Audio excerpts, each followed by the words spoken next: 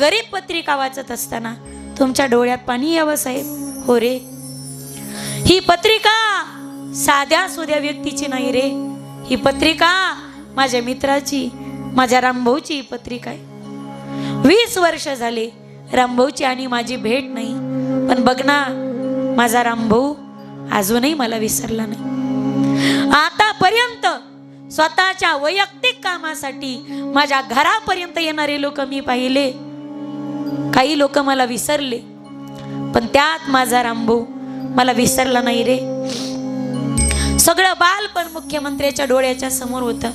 लहान होतो रे आम्ही, एकाच सायकलवर बसून जायचो, एकाच बेंचवर बसायचो, दुपारची शिदोरी सगळे सोबतच खायचो.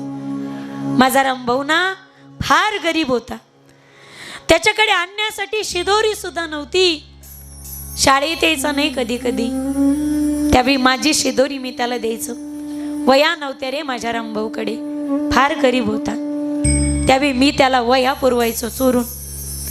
सायकल सुद्धा नव्हती माझ्या रामभाऊकडे, माझ्या सायकलवर बसवून तो शाळेत यायचा. फार हुशार होता. कधी माझ्यापेक्षा 10-5 मार्काने माझा रामभाऊ पुढे असायचा.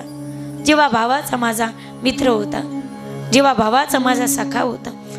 10वी पर्यंत आम्ही सोबत शिकलो. 10वीत तो पहिला आला, मी तिसरा आलो.